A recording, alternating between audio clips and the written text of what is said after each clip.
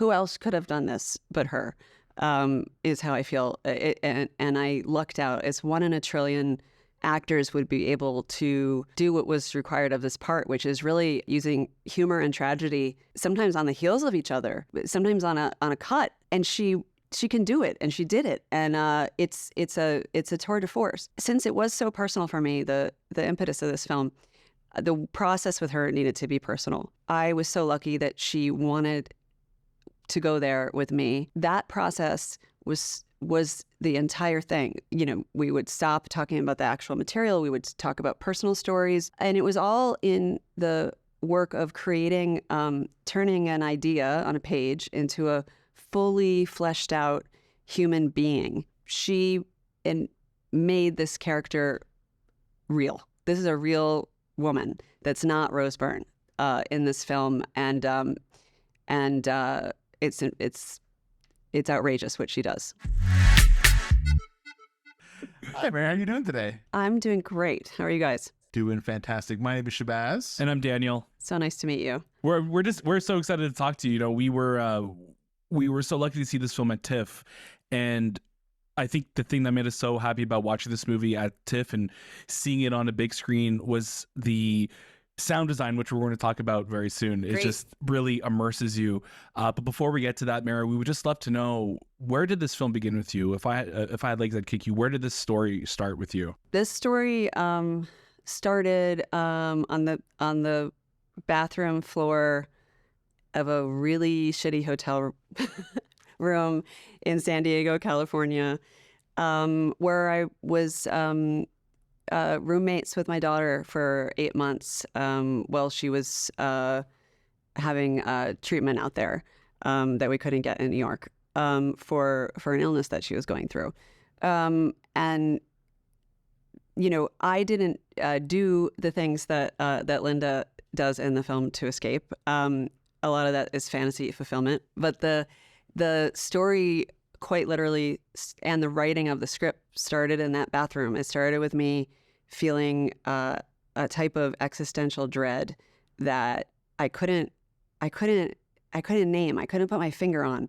And I'd be drinking disgusting, cheap wine and just eating terribly and not sleeping and really feeling like I was disappearing into this situation that I was in, that I was disappearing, when this was over, because of course it's going to be over at some point, but when you're in a situation that's that stressful, it feels like there never was anything before it and there never is going to be anything after it. And that's the feeling that I wanted to capture with this script. And I just started writing. I started writing in that bathroom in the midst of this. It's 8 years later, but that's where it started. That's incredible. And I think dread, is the perfect word to describe so much of it. And to see also just, that hole in the ceiling, how that kind of metastasizes throughout the film. Yeah. I think it really took us on a journey while we were watching it. Yes. So the hole in the ceiling, I'm not giving anything away because it's in the trailer. This woman's bedroom ceiling quite literally collapses almost onto her with a biblical flooding of water coming out of it. And you're quite right that the whole what did the word that you used? Metastasize? That is a perfect. That is a great. That's all yours. That's a great word. It does. It. What happens is, I find, is that when you're in an incredibly stressful situation, when you're incredibly anxious about something that's happening in your life, when the whole universe feels like it's piling on top of you and you have nowhere to go, the human brain wants to make sense of it, right? And latches onto something that might not even be the right thing. Might not even be the right connection. Linda, the main character of the film, she latches onto the idea of this ceiling collapsing as if it's like, if not for the ceiling collapsing, none of this would have happened, and it wouldn't have gone this way, and it wouldn't be so bad. That, of course, is not logical, and when you watch the film, it doesn't make sense in that way. But to her, it does, and it's a propelling force of the story. And again, I don't want to give anything away for future viewers, but it becomes a space, it becomes a very literal thing, and turns into an incredibly abstract thing, that I think will be a different, each viewer will have a different answer to what that is, which is exciting for me. We had a chance earlier last month actually to talk to Rose about a very different project, and she's such an amazing human being. So for yourself, when you're making this really personal film, what was that journey like with Rose? Well, I mean, first of all, how fantastic is she in this movie? I mean, this amazing. is, who else could have done this but her? Is how I feel, and I lucked out. It's 1 in a trillion actors would be able to do what was required of this part, which is really using humor and tragedy, sometimes on the heels of each other, sometimes on a cut, and she can do it, and she did it, and it's a tour de force. But since it was so personal for me, the impetus of this film, the process with her needed to be personal. And I was so lucky that she wanted to go there with me. And so it really started with me and her at my kitchen table, going through the script page by page. She would come over 3 times a week for about 6 weeks before we filmed, before we even started hard prep, actually. And that process was the entire thing. We would stop talking about the actual material. We would talk about personal stories. We would talk about things that seemingly had nothing to do with the movie, but of course did. And it was all in the work of creating, turning an idea on a page into a fully fleshed out human being. That how I described to her my goal of it would be like, she would become so real to us that if somebody was to pass by and we were talking about this character, they would just think we were talking about a friend that we knew really well. And she made this character real. This is a real woman that's not Rose Byrne in this film, and it's outrageous what she does. And you also are able to achieve something that we didn't think was ever possible in a film, to make Conan O'Brien so unlikable. What was that like? Well, it's funny because that was basically when I approached him to do it, that was his kind of one and only anxiety about it.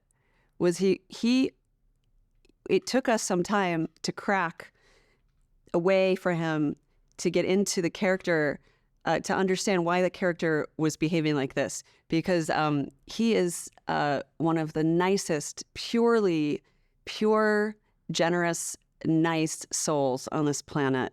He is a mensch to all mensches, and he's like, why is he doing that? Why doesn't he just say, if it was me, I would say, you just go to a spa, I'll go babysit your kid. I was like, but you cannot do that if you are somebody's therapist. You cannot do that. So he's trapped. This character is trapped in his job, right? And so he's trapped in how human he can be with this person who's clearly suffering. So, the risk of having somebody not helping, showing somebody not quite literally at sometimes being yelled in the face, will you listen to me? And he will not. The risk is that you will be unlikable. And here's the thing. There's some people that you meet in life that you don't like. And that's okay. And there's some people in movies that you don't like, and that's okay. And I feel like a lot of creators, artists, sometimes that's something that scares them. Well, what happens if nobody likes the character? What happens if the character's too unlikable? So what?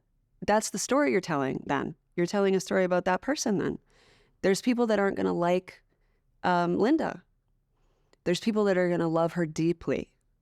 and there's going to be people in between. And there's going to be people, which I think is the experience people are having, where it ebbs and flows through the movie.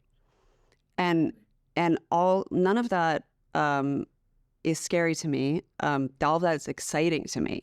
But you're right. That's that therapist. It's a tough nut to crack, that guy. Oh, yeah, it's true. Mary, really quickly before we wrap up, we just wanted to commend you and the entire team on the sound design in this film. That paired with, the choices of really to not show the daughter, and when we were watching, like, oh, like we're not, like we haven't seen her yet, and it's just like there's such a presence to the surround audio, and I think that's what we love so much about seeing this in a theater, is that we truly felt that we were just in it. We were surrounded. We were being drowned by the sound design, and we just wanted to commend you and the team on that. That was the exact intent. So I think that, like, for me as a filmmaker, you have different tools that you can use in making a film in the language of cinema, right? It's visual, and it's sound, and that sound can be in the form of dialogue. That sound can be in the form of music, and it also can be in soundscape. So this film does not have a traditional, what you would call a score. It has music that is happening actually inside of the world of the movie. And then it has a soundscape that what I wanted to do was start from a place of, these are sounds that I would be hearing in this situation. And then slowly, sort of like how a lobster gets boiled, you put it in, it doesn't realize it, right? Like you're saying, the sound becomes more and more abstract and more sound that we can't trust is actually happening or not.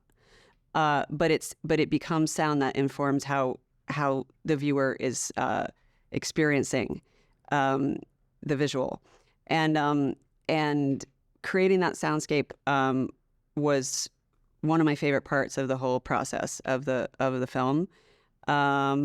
And I was so lucky to have the sound designers that I had, Philippe and Rui, who are just artists at their craft, and created from scratch an essential element. And like you're saying, a lot of people after the film leaves the theaters, people will watch this film for most of its life not in the theater, right? That's what happens with all films, and it'll be fine. But if you can see the film in a theater, that's when you'll get this experience that you are talking about, because we also are using the speakers in ways that are directional. If something is happening behind Linda, we're hearing it behind us. If it's happening over there, we're hearing it over there. If we are being enveloped by it, we are being enveloped by it.